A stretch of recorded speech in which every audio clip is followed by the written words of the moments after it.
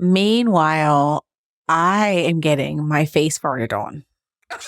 Wait, what? Is this a new, like the blood facials that people did for a while? Is this now a fart I thing? don't know anything about that, but like, Say more. I'm wrestling, I'm playing with the boys and they got me like on the couch, kind of pinned down. And They got you all right. The owner was like, I'm going to turn on you and like put his booty on my face. And opened fire. And so as I was working extremely hard to escape this situation, the little one was just cackling with laughter, like gleeful laughter. And then I was like, this is part of what's wrong with our country, right? It's like it turned into a mob really fast right here.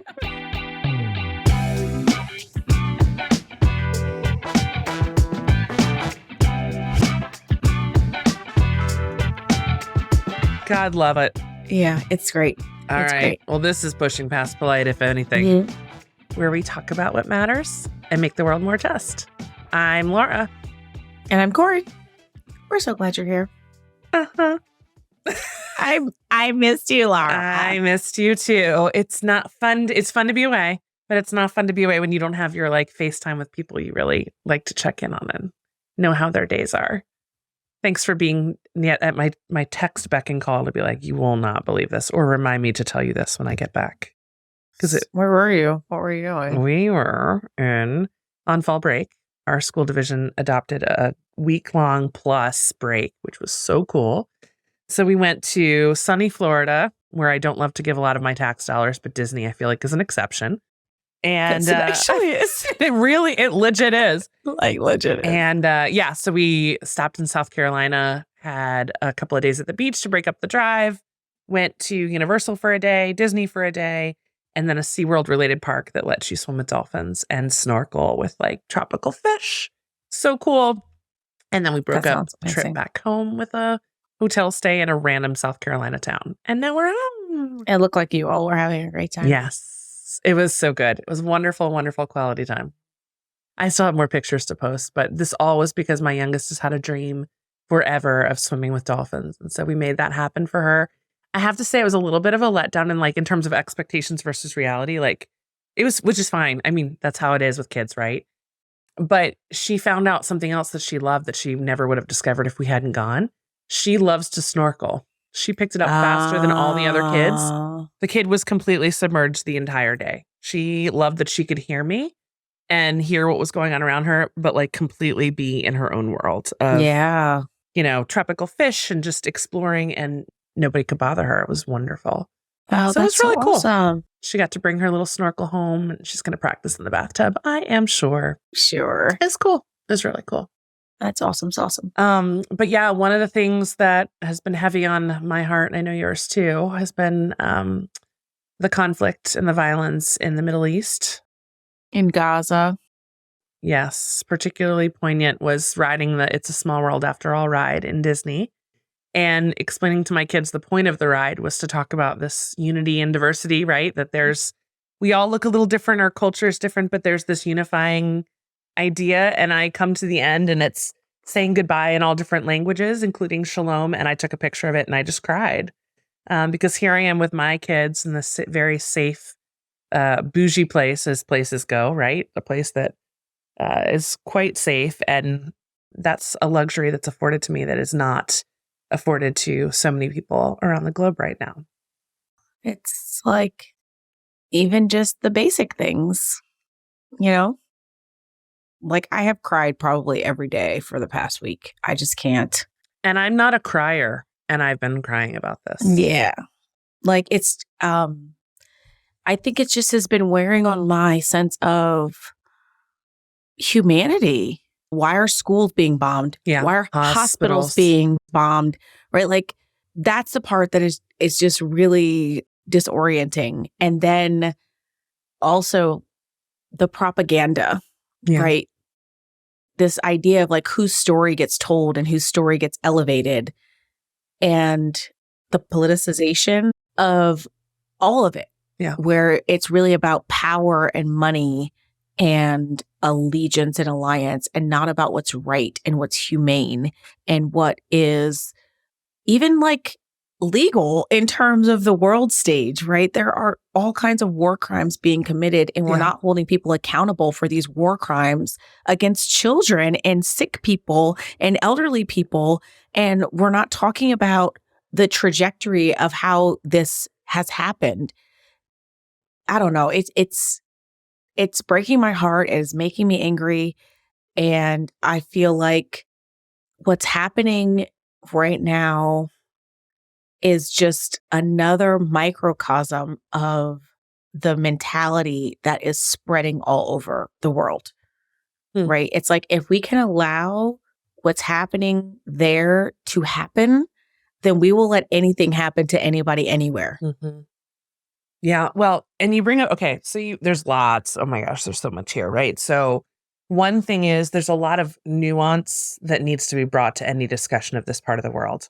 And I want to say that this is not a place where I have a ton of historical background or policy We can post knowledge. links. I have tons of links in lots of places where we can share. Yep.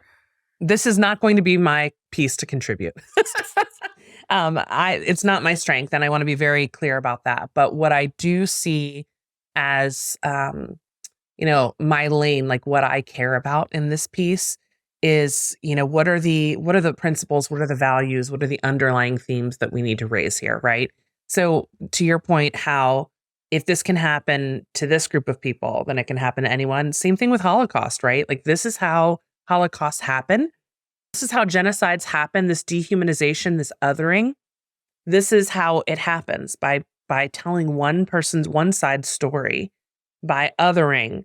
It paves the way for utter destruction. So that's like one thing I see as like really, really, really clearly. The other is the inability, or what I'm not hearing is from a lot of folks, is teasing out the difference between a government and civilians, right? So because Hamas, technically controlling the government, and a terrorist group has done these things, that is separate from these babies. Right. And similarly, Israeli people and Jewish people in that nation may be supporting or not supporting the actions of their government. So we can't always equate those things. It's not a two sides, right? So like, there needs to be nuance about that the Israeli government is taking actions against, unfortunately, civilians here, when in reality, the target needs to be Hamas. I recognize that's complicated, but with punishing, to your point, these babies for crimes that are happening. Which is why there really just should be peace and a ceasefire, right? Because this strategy is not nuancing. Yes. This strategy is literally targeting innocent people. Decimating. Yes. Yeah. Cutting off water, cutting off power, cutting off gasoline, and then saying evacuate. How do you do that? Right. Because it's an apartheid system. Right. Yeah, I will say that is something that's been new to me. Like, I'm familiar with the concept of apartheid in the context of South Africa, right? Like, I know that historically, but I have never thought of Gaza as that. That's just not been part of my learning, right? I know that the Palestinians are less powerful in this context, that the Israelis have the formal government, but that has been an aha moment for me to think about how they operate in that space. Right. So I just want to raise that. Yeah, That's been new it's for like me. an occupied land, right? Like they control the water, the food, the electricity. The Palestinian people have no rights, essentially. And the Israeli people have the rights, and they kind of control all of the ins and the outs. There are spaces that if you are Palestinian, you're not allowed to go. There are streets you can't cross. Like it's a two-tier system that is very clear, that you have this small population of people has all of the rights, and this larger population of people basically has none of the rights, and we control all of the things that are happening here. Again, we will post lots of links with other people talking about this with a lot more knowledge and much more poignantly, but that's essentially part of the dynamic in that space. At the end of the day, though, civilians are paying the price. Yeah. Either way, either side, Israeli, Palestinian, civilians are paying the price for this so-called war, whatever is happening here. Yes. And it needs to stop. Like, babies have been born into this this is like their whole life that they've known is this occupation. Babies are being born into what's happening right now in this space where they're in a hospital where you think that you're safe and you're absolutely 100% not safe. Yeah. And to me, like, how there's such a cognitive dissonance between saying this, we're trying to strike back at Hamas, and yet we're targeting schools and hospitals. And it to me it speaks to the duplicity here that says, no, this is genocide. Now, I pause and think back to what have the Israeli people experienced. And this goes to show you that, like, even people who have experienced racism, xenophobia, bigotry, all of this can also perpetrate it against others, right? The Jewish people have been historically marginalized, targeted, the Holocaust, my God. And we're seeing rises even here in Yes. the United States, right? We're seeing rises of xenophobia. We're seeing rises of anti-Muslim speak. Like, we're seeing Islamophobia. We're seeing this increase in targeted hate speak, I would say, because America is a place that is full of hate. It's just more targeted about who we're talking about, we're hating. The othering is something we always have done. The othering is something that has always happened here, very intentionally, systematically. So now we're just identifying other groups or circling back. Yeah. Circling back. And in no uncertain terms, I condemn all of that, right? The same evil forces that are at work right now that are extinguishing the lives of these Palestinian babies are the same evil forces that were extinguishing the lives of precious Jewish people during the Holocaust. It's the same evil. And I just, again, in terms of like raising, like, here are the themes that I'm seeing is like this importance of nuance, of knowing that it's not just two sides, it's complicated. Mm-hmm. And so the strategy needs to match that complicated piece, not just this like big sledgehammer to the situation. And the importance of knowing that, like, every life is precious, and this is not civilian lives. This is not, I want freedom and liberation for everyone, for Jewish people living around the world to not be in fear, and for the Palestinians to not have this second tier existence that cuts them off from rights and resources. And I feel like that's what the narrative around Free Palestine is about, right? It's like, it's about just creating that space of freedom, of liberation, period, right? It's like reestablishing that space as a place where you can just be whoever you are, because there was a period of time that was the case. For a very, very long time prior to Israel's long occupation. Yes. Right. Exactly. So it's like that idea of Black Lives Matter, right? Saying Black Lives Matter does not infer that other lives do not matter. Mm-hmm. And saying Free Palestine does not infer that somebody else should be unfree or occupied or enslaved or oppressed. Mm-hmm. Right. It's like the statement of the liberation is about the liberation of all people. And that's where the nuance comes in, because Hamas, in their stated goals, does not want Israel to exist. And that is not acceptable. Right. Right. And that's why there needs to be a pause, because at the end of the day, innocent people who are just going about their lives are paying the price. Absolutely. For these different contested viewpoints. Yes.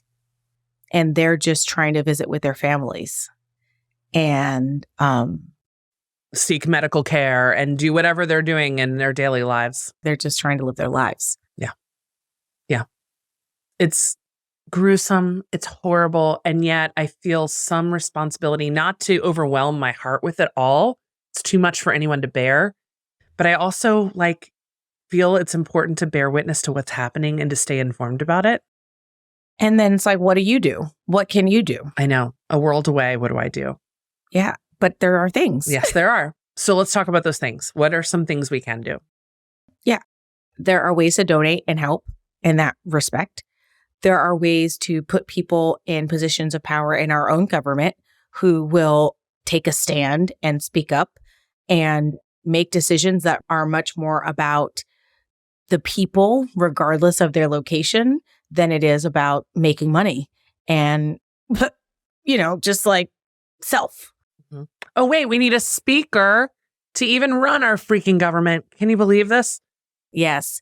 What a time. So like voting is essential here. Voting is essential here. Having people in the House of Representatives and in the Senate who actually represent you and not somebody who's just been there for a really long time and has just found their way into 50 years in the House or in Congress. And even if the person who is currently there has been there a long time or is not aligned with you naturally, making calls, writing emails, saying this is a priority to you, to send humanitarian aid, to support a nuanced strategy, those things are something we can do. And while you may or may not think that your representative will align with you in that thinking, they pay attention and tally these things, the kind of calls that they get from constituents. So do that. That's a great point. Yes, that's huge. Voting, donating, communicating with your representatives, because your representative may not be up for election in the next few weeks. Learning. So we'll point to lots of places you can do some more learning on this topic. I am not one who has arrived. I am going to be joining you in that. Agreed. Same. Yeah, for sure. And like, as much as you can, don't look away, because you can't unknow what you see. And so even in my own social media feed, I have seen the different angles of the same story and who's prioritized as the victim and who isn't. And I've noticed that there is a slant toward our allies, right? And so it's like, diversify your sources of information so that you're getting a more full and complete picture, because really these are people. And if you just took one moment and thought about if we somehow ended up in a war with Canada or Mexico over that land that's right there at the edge, if we thought that we wanted that piece of California back from Mexico, and there became this full out battle over this space, and we started pushing in and occupying, and what their response might be. And somebody who lives in California might be like, wait a minute, I just live here. Right. Why is all of this military activity happening in my neighborhood? I was just coming home from Stater Brothers, right? Why suddenly do I have no control over the food that I have access to? Because think about our supply relationship with Mexico, right? Why suddenly do I have no control over the food I have access to, or the electricity I have access to, or whatever it is? Think about the human response to that. The human response is no person should have to live like that. Nobody on earth, period. And so it's like, with bombs being dropped on schools and hospitals, I feel like some of the political pieces, we need to shift our mindset to remember the humanity part. Yeah. Okay. Another thing we can do is, in consuming whatever media we're consuming, hopefully, number one, diversifying it, but number two, remembering the human element, thinking about these headlines in terms of what would that feel like to be there. Yeah. I've been listening to a ton of commentary in terms of just trying to understand better. And the geographic isolation of the US is something that is so uniquely privileged about where we are. We have mostly friendly relationships with our neighbors to the north and south.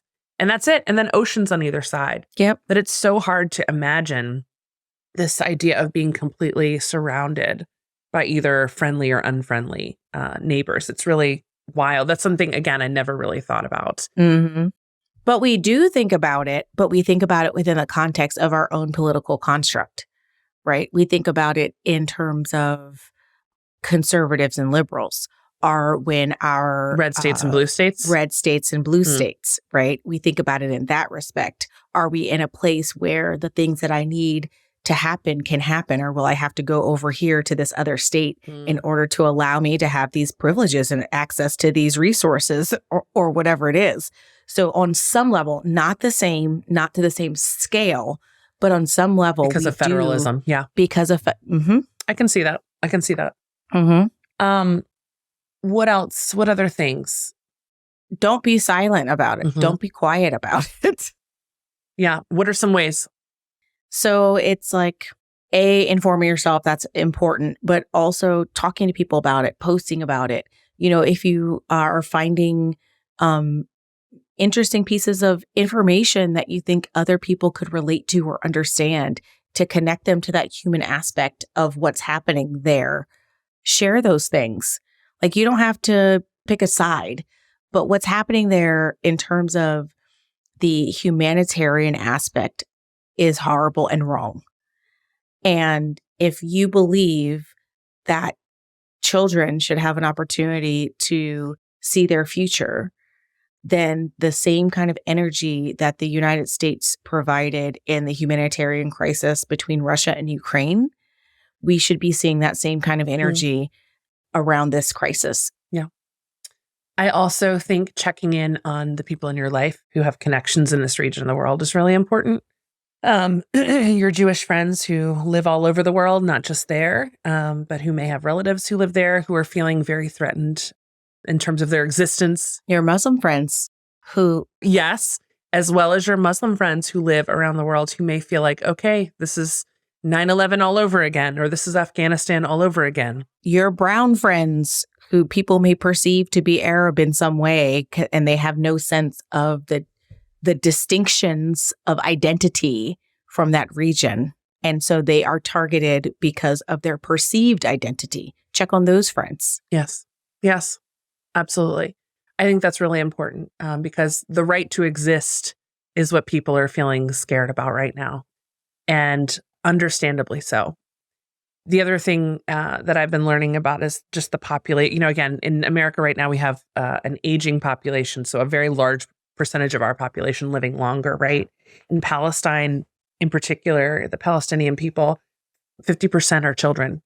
And so when you think about what that means to harm civilians and the percentage and who that impacts, that's really, really different and alarming to think about how that would impact not only the now, but the future of them as a people. And then that makes you think it is really genocide, right? Like having those data points and saying, but we're going to go ahead and continue with this behavior anyway. It's hard to think it's not. It's hard to think it's not. It's really hard to think it's not. Right. Thus the speaking up and calling for ceasefire. And, again, thank God for diplomats, for people who have made it their career to understand the nuance and the relationships and the history and the policies in this region. I'm not really a big praying person at this point in my life, but I'm going to be doing that and sending whatever energy I can into that space because this is something that this conflict has been documented since scriptures. And it is so rife and complicated that I think it's something we all need to put some energy behind. And it's complicated and it's not, right? It's like... Yeah. It's complicated from a really privileged perspective because it's been stated out loud over time that this is what was going to happen. And now it's happening. So like, it's complicated in the sense that now that we're living through what was stated would take place, we now have to make decisions about how we're going to respond to this. Because like, oh God, they're not actually going to do that because there's kids. It's 50% of the people there are children. And I agree with, it's good that we have people, hopefully, who are using all of this historical knowledge and insight and nuance to move toward a place that these things that seem complicated can just exist at the same time without war, without conflict. It's a yes and, right? It's a yes and. Like, yes, this is true. And we cannot hurt children. Yes. Right. And it was like this at some point before where we weren't harming each other and we were occupying the same space. So we made it complicated by deciding to escalate and who was an insider and who was an outsider and who belonged and who didn't belong. And we're going to put up walls and barriers and surveillance. And like we made a decision to make it something else. But there is a historical period of time where we were all just living here together. Mm. And, it's like, who decided? Did the people who were living there together decide that they didn't want to live there together anymore? Or did other people decide that? Mm. Right? It's like in the Jim Crow era in the United States, there were Black people and white people who were living together very comfortably and well. And then they weren't allowed to anymore. Powers that be influence that with legislation. That's what I'm talking about, right? We were good until y'all showed up. Until y'all made it not good. Until you all made it not good by creating these structures and these systems to other people, like we started out talking about, right? And marginalize and differ. And, this side of the street is for certain people and that side of the street is for other people. Yeah, I think, again, for me, going back to this, getting more educated on this topic is going to be really important for my sense of advocacy moving forward and being able to use my voice effectively. Yeah. But I also recognize that, like, me as American who does not have a framework for this, isn't my voice adding to the fray in a way that's centering myself in my experience is not necessarily what's needed, as much as pointing to others that really are well-versed in this space. Yeah. Children. Babies. I have talked a lot to my kids, well, particularly my oldest, who brought it up. Up until this point, last year he was an elementary schooler, upper elementary schooler. And so it was up to me kind of what I brought to him and brought him into. And now that he's a middle schooler and interacting with kids that have phones on a regular basis, he knows a lot more and comes to me. And I'm so thankful he does come to me. I don't mind it at all. But when he says, can you tell me what's going on right now with Israel? Can you tell me what's going on with Hamas? What's going on with these hostages? What's going on? And so anyway, it's made his world a lot bigger. And so developmentally, kids are wired towards black and white, good and evil, right and wrong. And so this idea of yes and nuance has been a really humbling thing to have to share. And again, this is how the world is, right? It's not typically a very clear cut. The clear cut things are, lives are precious. And that hurting children isn't unacceptable, or hurting civilians, bombing hospitals. These things are unacceptable. Annihilating Jews and saying they should not exist, unacceptable. Mm-hmm. But there's some nuance in gray that I need you to understand the yes and. And it's been a real hard road to walk, but also a privilege to kind of experience that with him. This construct of, like, in our own country, right? I can literally every day, including Sunday, throw out the N-word and blah, blah, blah, and then talk about Corey, how great she is and how much I like to work with her and how she's totally different from the rest of this group that I'm talking about, all sideways and from, you know what I'm saying? Like, this person is a racist and they like you personally. Two things exist at the same time. Two things exist at the same time. Mm-hmm. Mm-hmm. Yes. I'm trying to think of an example that I've, again, from a white frame of like what I have interacted with or experienced, even in parenting or my daily life here. Or being a woman. Yeah. Or like living in a larger body. Or like, oh, this is one like I talk to my girls about sometimes where like they'll be like, why are you putting on makeup? Like, well, I don't need to. And like, it's not because society tells me I need to. And yet I feel like society does tell me that I need to.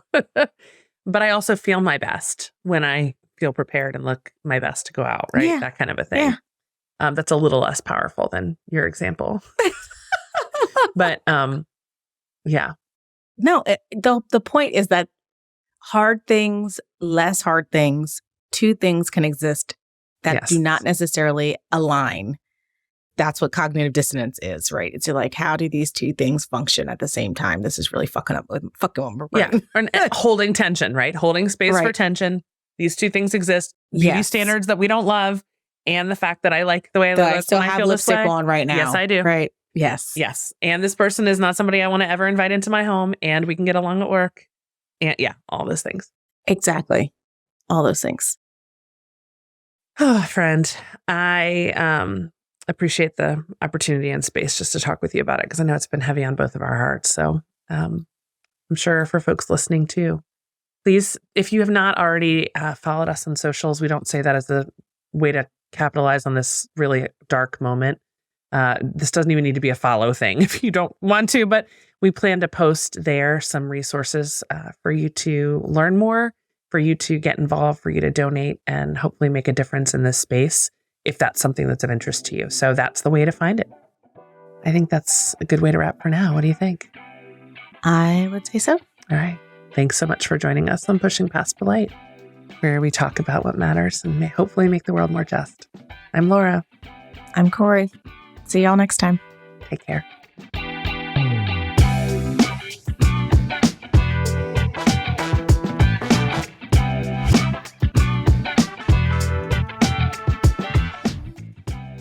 Thank you for listening to Pushing Past Polite. We encourage you to go deeper in your trusted spaces or find new space for good conversation. You'll find content to help you get started on our social media channels. We're at Pushing Past Polite on Instagram, Facebook, and TikTok. Pushing Past Polite is an independent podcast with Corey and Laura from Just Educators. Our cover art was designed by Rachel Welsh DeIga of DeIga Designs, and our audio is produced by Keith at Headset Media. Until next time, don't get stuck talking about the weather. Push past polite. See you next time.